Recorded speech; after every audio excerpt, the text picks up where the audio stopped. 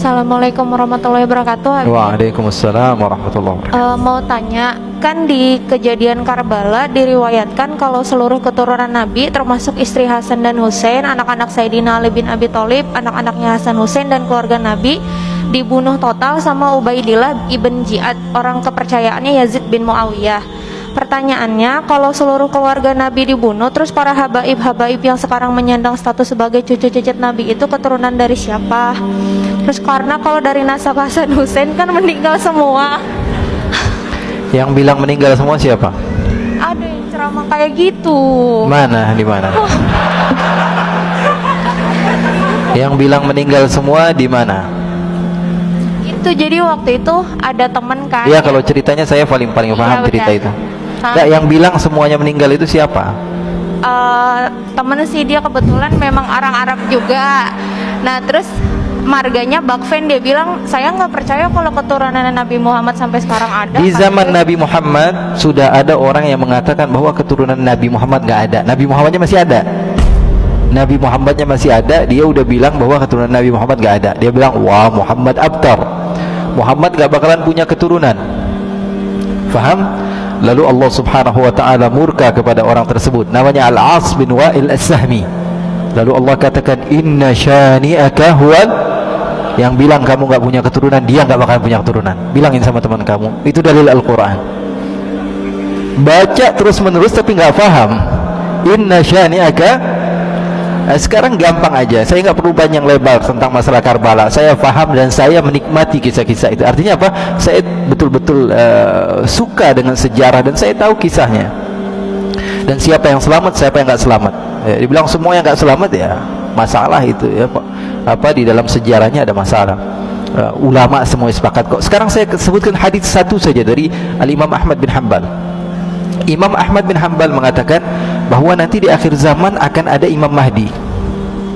Hadisnya banyak. Di antaranya riwayat Imam Ahmad bin Hanbal, akan ada Imam Ukhti, ada Imam Mahdi, percaya atau tidak? Percaya atau tidak? Percaya. Dan ini harus kita yakini bahwa Imam Mahdi akan ada. Dan di dalam hadis tersebut dikatakan bahwa Imam Mahdi akan muncul dari keturunan saya. Percaya atau tidak? Namanya seperti nama saya, kata Nabi Muhammad. Percaya atau tidak?